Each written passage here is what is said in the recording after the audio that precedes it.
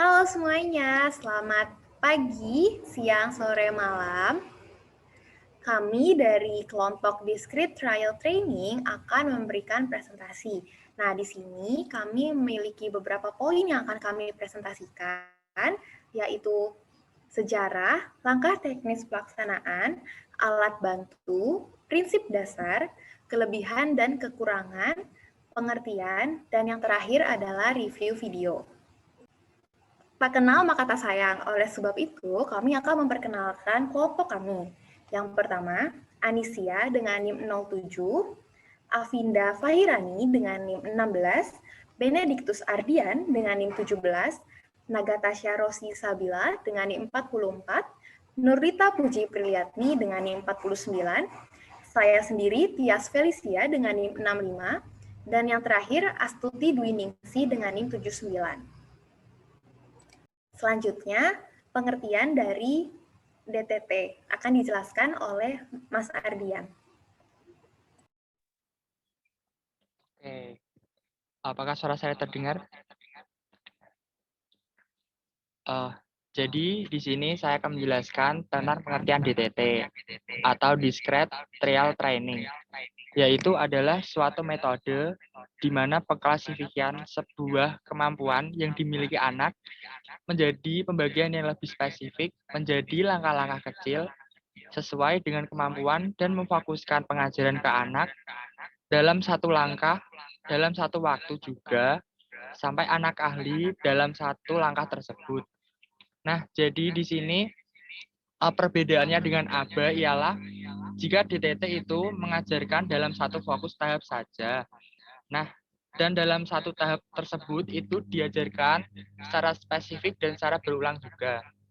Nah, dalam ABA itu dia hanya mengajarkan dalam satu tahap itu tapi secara keseluruhan seperti itu. Nah, misalnya dalam tahapan menyendok nasi.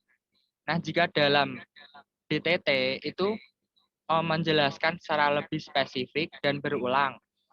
Misal menyendok dengan tangan kanan dan dengan posisi yang benar, terus dilakukan secara berulang sampai anak bisa melakukan tanpa bantuan, seperti itu. Nah, jika dalam ABA, dalam menyendok nasi itu hanya menjelaskan secara keseluruhan dari memegang sendok dengan tangan kanan sampai menyendok memasukkan ke dalam mulut si anak, seperti itu. Nah, dalam tahap ini juga diberi penguatan, misal kata-kata pendukung seperti ya benar, ya bagus, anak pintar, seperti itu. Dan juga nanti bisa juga dalam akhir kegiatan bisa diberi hadiah sebagai reinforcement pada anak, seperti itu. Nah, terus keterampilan yang sering diajarkan dalam DTT ini biasanya bersifat sederhana dan sering dilakukan dalam kegiatan sehari-hari, seperti itu. Selanjutnya, sejarah akan dijelaskan oleh saudari Astuti. Terima kasih Tias, apakah suara saya terdengar? Terdengar. Oke, yang selanjutnya itu sejarah Discrete Trial Training atau DTT. Menurut Hadis 2006, DTT merupakan teknik yang didasari oleh model perilaku operant conditioning. Perilaku operant conditioning ini merupakan pemberian hadiah atau penguatan terhadap perilaku positif yang terjadi yang dikehendaki oleh guru, orang tua, dan masyarakat. Teknik DTT ini dibagi menjadi 4 bagian, yaitu rangsangan dari guru agar anak berespon, yang kedua respon anak, yang ketiga konsekuensi, yang keempat berhenti sejenak lalu dilanjutkan dengan perintah selanjutnya. Siklus DTT ini dimulai dari pemberian instruksi, kemudian prompt, yang selanjutnya diakhiri dengan adanya reinforcement. DTT ini belum digunakan guru, namun dirasa dibutuhkan oleh anak sebagai suatu kondisi baru yang diharapkan dapat membantu anak dalam mengenal konsep warna dasar. Untuk selanjutnya akan dijelaskan oleh saudari Nurrita mengenai prinsip dasar dalam DTT. Prinsip dasar DTT. Intervensi DTT didasarkan pada prinsip-prinsip teori pembelajaran perilaku dan analisis perilaku terapan. Selanjutnya, prinsip-prinsip teori perilaku, prinsip-prinsip teori belajar perilaku. Beberapa prinsip yang melandasi teori-teori perilaku antara lain, yang pertama konsekuensi. Konsekuensi yang menyenangkan akan memperkuat perilaku, sedangkan konsekuensi yang tidak menyenangkan akan melemahkan perilaku. Yang kedua, ada kesegeraan konsekuensi. Salah satu prinsip dalam teori belajar perilaku ialah bahwa konsekuensi-konsekuensi yang sedang mengikuti perilaku akan lebih mempengaruhi perilaku daripada konsekuensi-konsekuensi yang lambat datangnya. Yang ketiga, ada pembentukan atau shaping. Istilah pembentukan atau shaping digunakan dalam teori-teori belajar perilaku dalam mengajar keterampilan-keterampilan baru atau perilaku-perilaku dengan memberikan reinforcement pada siswa dalam mendekati perilaku akhir yang diinginkan.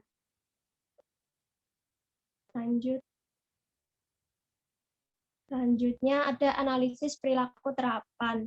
Menurut Alberto dan Thomas, pada tahun 1999, analisis perilaku terapan berarti mengaplikasikan prinsip pengkondisian operan untuk mengubah perilaku manusia. Ada 3 menggunakan analisis perilaku yang penting dalam bidang pendidikan. Yang pertama, ada meningkatkan perilaku yang diinginkan. Yang kedua, menggunakan dorongan prompt dan pembentukan atau shaping, dan mengurangi perilaku yang tidak diinginkan. Lanjut.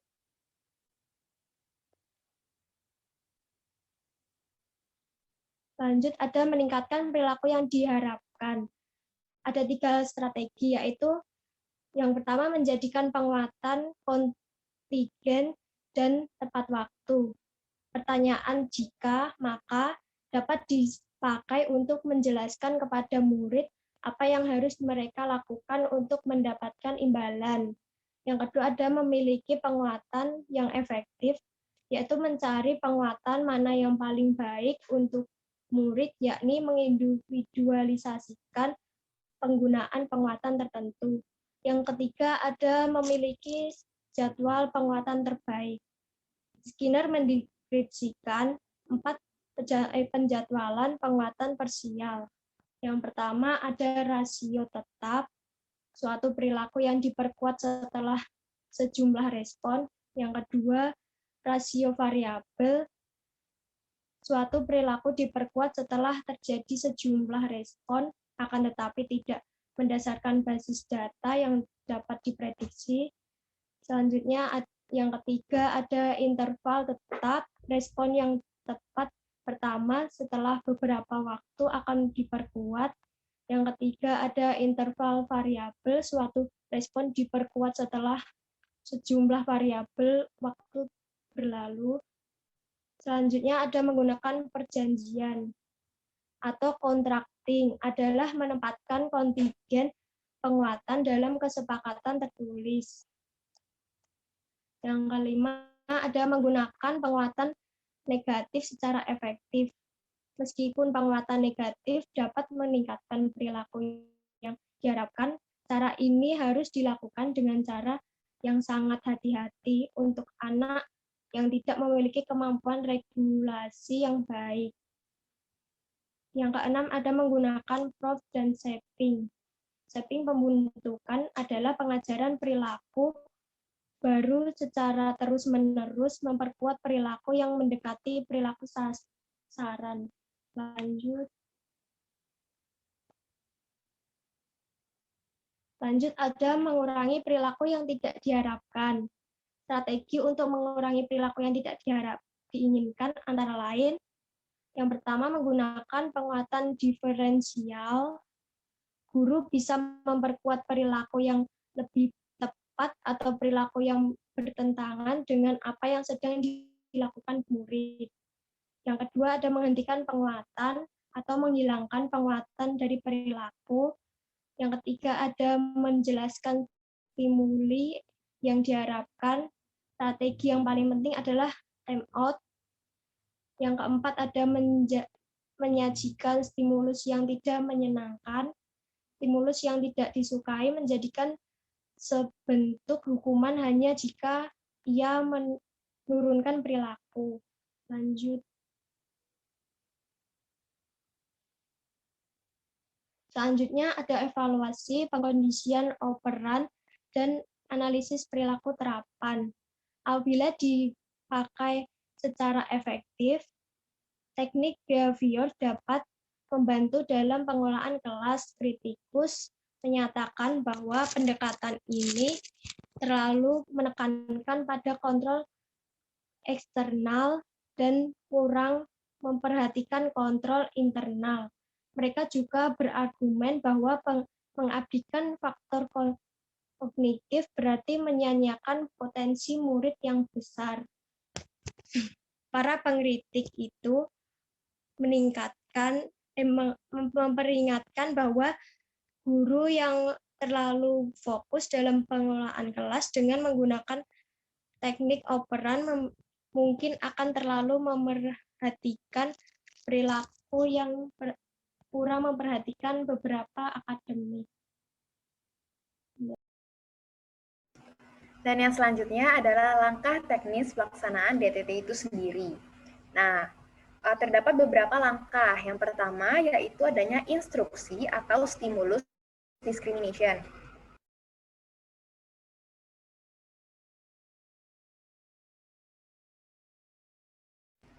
Dan yang kedua ada respon, dan yang terakhir adanya feedback atau reinforcement. Nah, yang pertama tentang instruksi atau stimulus discrimination. Stimulus discrimination adalah stimulus atau instruksi dari lingkungan yang memberikan sinyal kepada perilaku yang berhubungan dengan reinforcement. Instruksi ini harus jelas, sederhana, padat. Kenapa? Agar anak autisme mudah mengerti instruksi yang diberikan baik oleh terapis maupun oleh guru.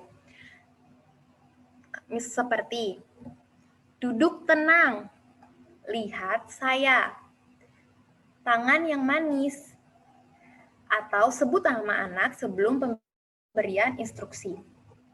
Dalam pemberian instruksi, pernyataannya harus spesifik, satu langkah pada satu waktu.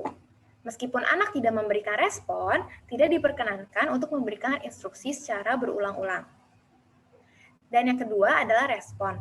Respon ini adalah respon yang diberikan oleh anak ketika baik guru maupun terapis telah memberikan instruksi. Biasanya untuk respon ini, guru atau terapis memberikan waktu 3 detik untuk anak merespon. Respon ini nggak harus dalam bentuk komunikasi dengan mengatakan iya paham, tetapi bisa juga dalam bentuk kontak mata atau mungkin gerakan-gerakan gestur dari si anak ini. Nah, yang terakhir adalah feedback atau reinforcement. Feedback ini konsekuensi dari respon anak. Feedback memberikan tanda ke anak bahwa respon yang ia berikan benar ataupun juga tidak benar. Respon ini harus diberikan secara konsisten. Jadi jangan hari ini iya, besoknya enggak. Tapi ketika anak berhasil, maka harus selalu diberikan respon yang sama dan konsisten. Di sini ada 3 jenis feedback. Yang pertama, benar, atensi baik, benar, atensi kurang baik, dan yang terakhir adalah tidak adanya respon. Yang pertama, benar dengan atensi baik dari sang anak. Misalkan kayak tadi yang aku udah sebutin, dia membuat kontak mata, dia membuat usaha untuk menunjukkan bahwa dia memahami instruksi. Maka, terapis maupun guru dan orang tua dapat memberikan respon yang terbaik. Misalkan dengan bilang, good job, hebat, seperti itu. Nah, yang kedua, benar tetapi atensinya yang kurang baik. Misalkan, tidak ada kontak mata, atensi, dan usaha yang keras. Dia nggak menunjukkan usaha. Maka berikan reinforce yang di tengah. Dan yang terakhir, anak tidak menunjukkan reinforce apapun. Lalu apa yang harus dilakukan? Maka terapis maupun orang tua ataupun guru memberikan instruksi ulang dengan memberikan prompt. Yang sebenarnya kita udah tahu ya prompt itu apa, karena kita udah belajar tentang prompt. Tapi nggak apa-apa, di sini aku akan tetap menjelaskan. Prompt itu merupakan pemberian petunjuk dari terapis untuk memberikan jawaban yang benar. Kenapa kok diberikan prompt? Karena prompt ini berguna banget kalau misalkan di awal pembelajaran, agar anak nggak tegang, agar anak dapat mengurangi frustasi, sehingga motivasi dan kecepatan belajarnya itu dapat meningkat. Nah, hal yang harus diperhatikan adalah prompt dikurangi perlahan sebelum anak bergantung pada pemberian prompt. Terkadang, terapis tidak sadar memberikan prompt kepada anak, misalnya melalui lirikan mata, perubahan intonasi maupun kecepatan berbicara yang merujuk kepada jawaban yang benar. Nah, di PowerPoint teman-teman bisa lihat ya, di situ ada errorless learning dan mouse to list. Jadi, errorless learning itu merupakan prosedur di mana terapis memberikan prompt di awal setelah instruksi untuk apa? Untuk memastikan bahwa anak dapat menjawab dengan benar. Oke, errorless learning ini dilakukan dengan tujuan untuk mengurangi frustasi anak serta meningkatkan motivasinya. Nah, errorless learning ini berhubungan dengan mouse to list prompt atau MTL. Prompt dari errorless learning pelan-pelan dihilangkan sehingga anak bisa menjawab sendiri. Setelah memberikan feedback, maka langkah selanjutnya adalah pemberian instruksi. Namun, pemberian instruksi ini diberikan secara perlahan.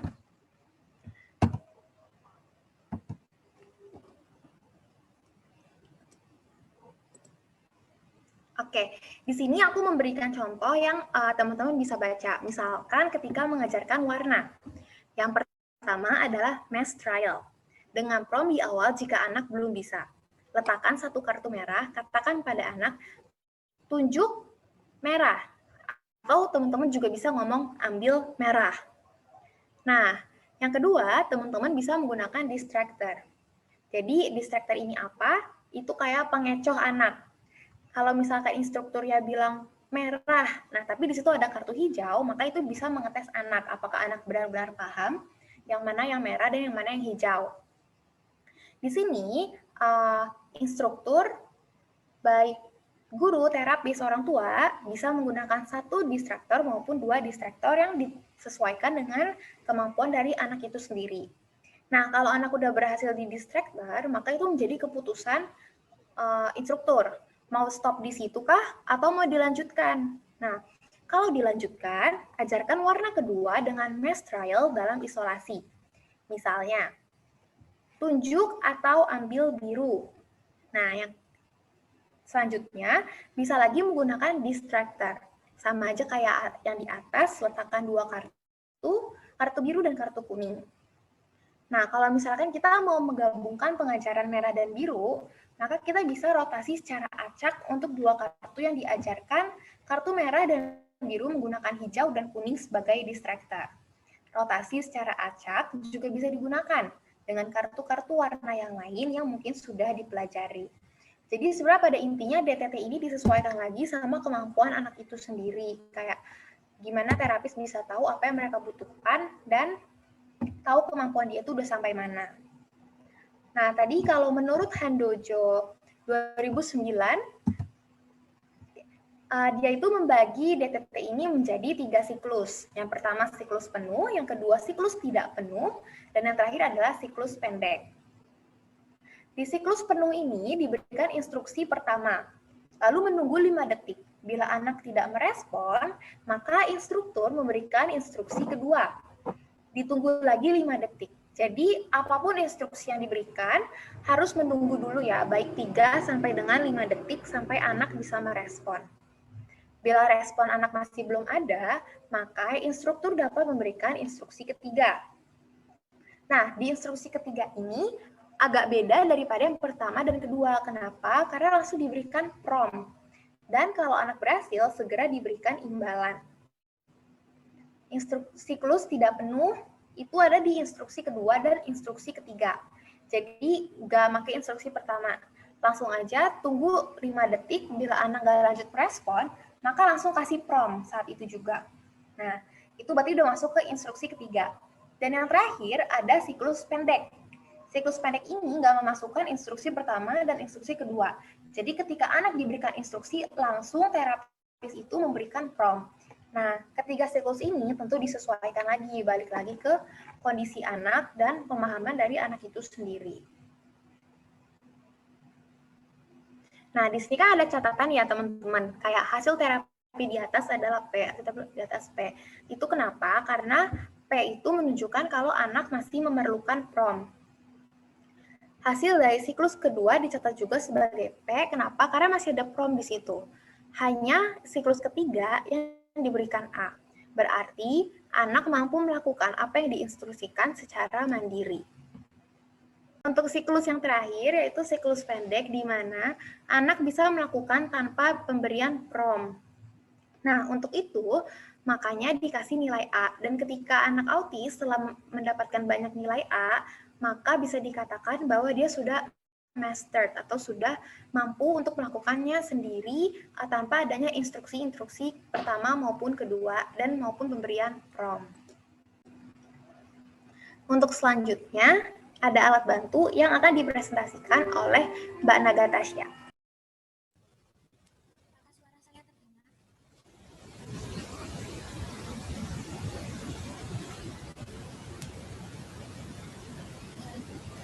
Di sini saya akan menjelaskan tentang alat bantu metode DDT. Nah, menurut di PPT ini ada 3. Yang pertama adalah memecah keterampilan menjadi bagian yang lebih kecil. Menurut Sukina, memecah keterampilan menjadi bagian yang lebih kecil untuk melatih satu persatu keterampilan tersebut dan diulang-ulang hingga periode waktu tertentu. Pengulangan tersebut yang memecah satu pecahan keterampilan itu ditunjukkan agar anak ingat dan paham. Anak tidak hanya membeo atau bisa hanya saat itu saja.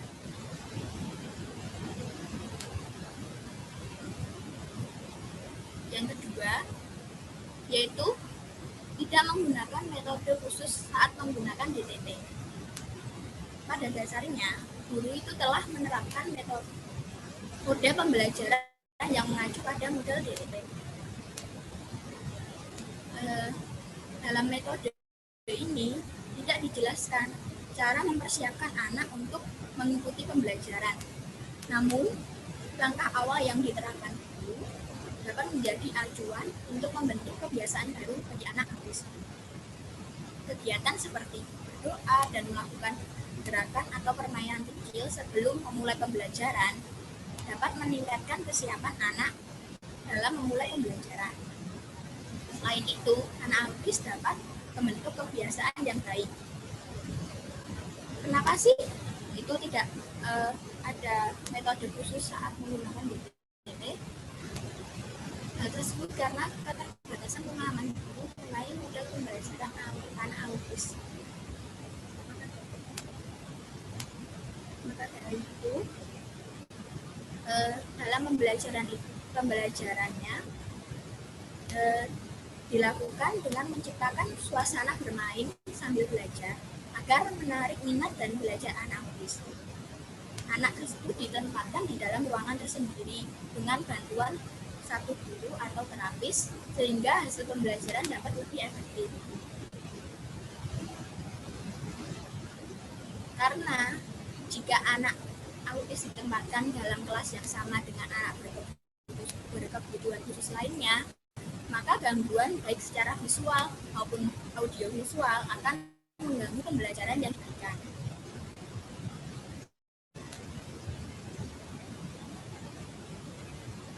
Yang ketiga yaitu menggunakan media gambar berupa visual ataupun audiovisual.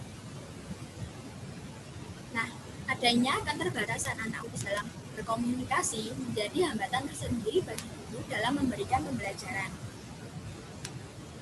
Kemampuan anak autis tersebut terbatas dalam memahami pembelajaran.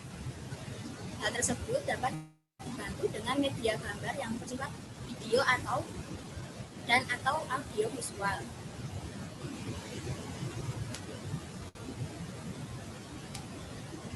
Selain itu, setiap anak memiliki karakteristik yang berbeda. Maka dari itu, pembelajaran yang diberikan guru harus sesuai dengan karakteristik dan minat anak. Misalnya, anak autis menyukai gambar transportasi, maka guru akan menggunakan media gambar atau benda yang berbentuk transportasi untuk menyampaikan pembelajaran. Namun cara penyampaian materi tersebut tetap menggunakan model video.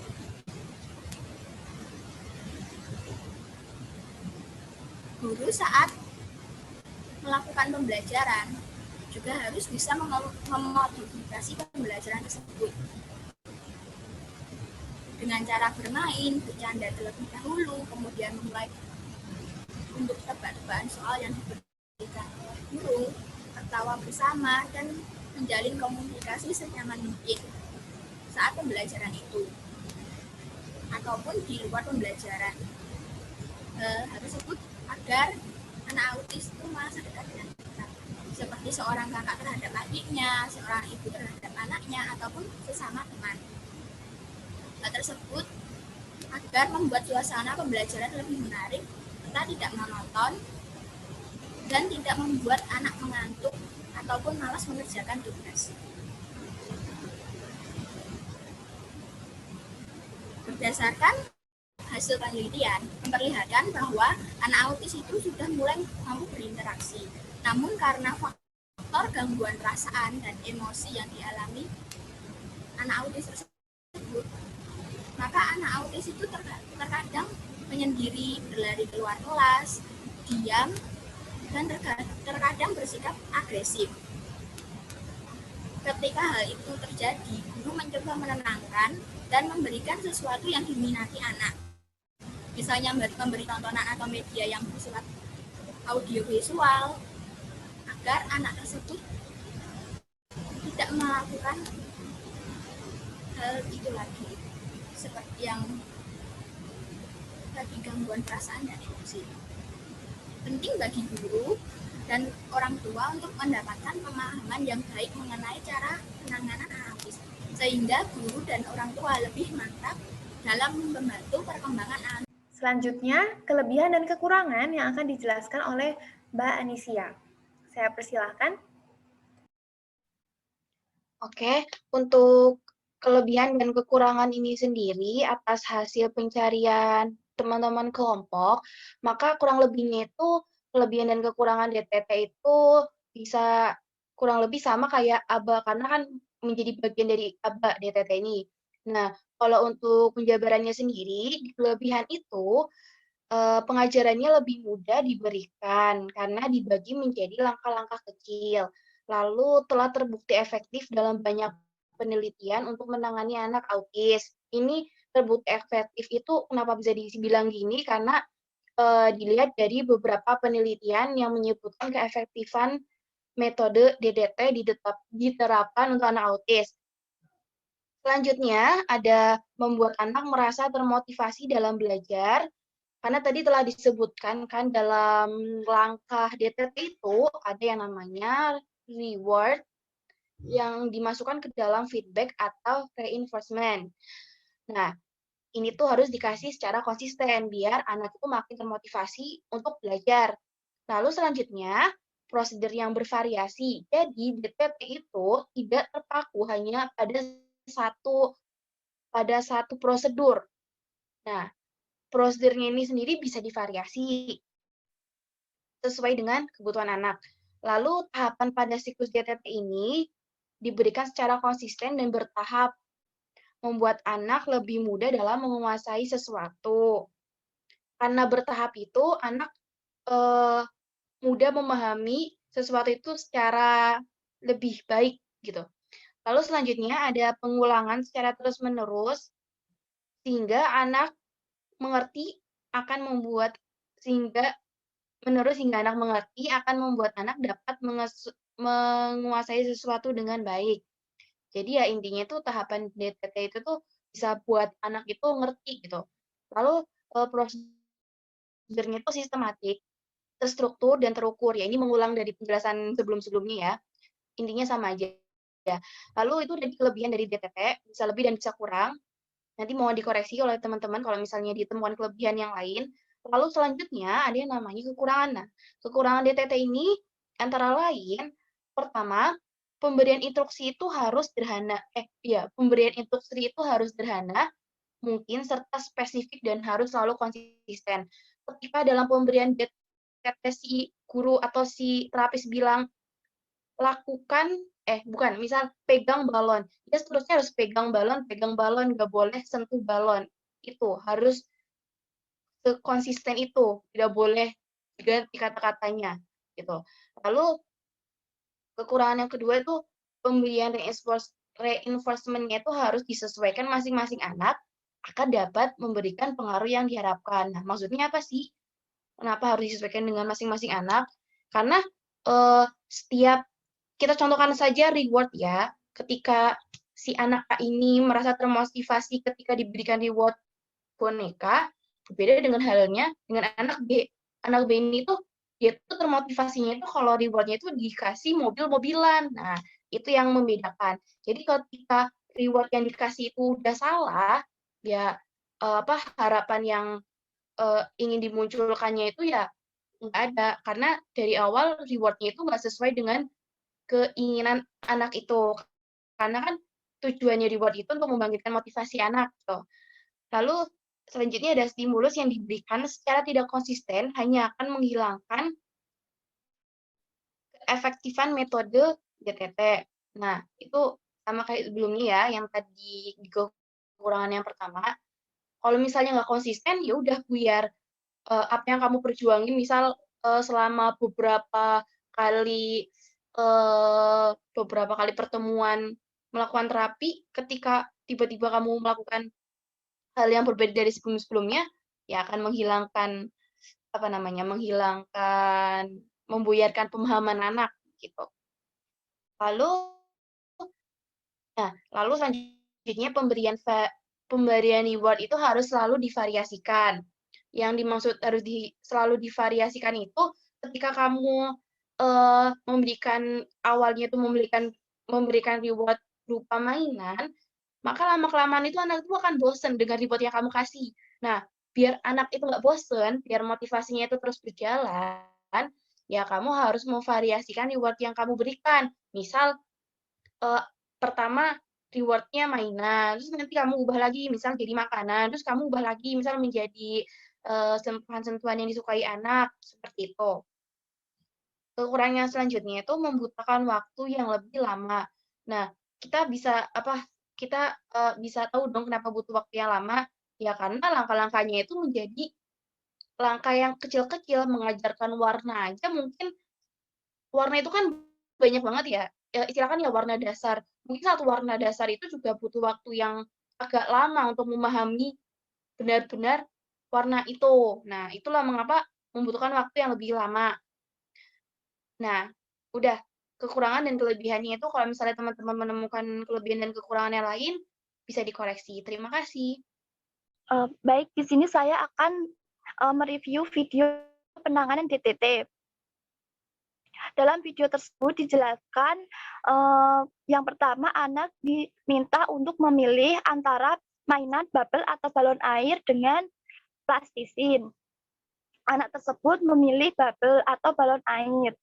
Jika anak mampu menjawab atau merespon instruksi dari terapis dengan benar, maka bubble tersebut akan diberikan sebagai imbalan atau hadiah. Pertama, anak diberikan instruksi, yaitu menebak huruf abjad dalam sebuah kartu. Kartu tersebut berisi huruf abjad dan gambar. Seorang terapis mengangkat kartu yang bertuliskan huruf A yang di bawahnya terdapat gambar apel. Lalu sang anak memberikan respon dengan menyebutkan huruf A. Dilanjut dengan menyebutkan kata apel. Angkat huruf D yang di bawahnya terdapat gambar door atau pintu. Lalu sang anak merespon dengan menjawab dengan huruf abjad D disertai door atau pintu. Kemudian terapis mengangkat kartu-kartu yang lain, kartu-kartu abjad yang lain diikuti dengan respon sang anak. Jika sang anak kesulitan menjawab atau menyebutkan huruf, maka terapis memberikan sebuah prompt berupa petunjuk dengan menyebutkan huruf yang benar atau sesuai dengan yang ada pada kartu. Hal ini berguna untuk mengurangi frustasi pada anak.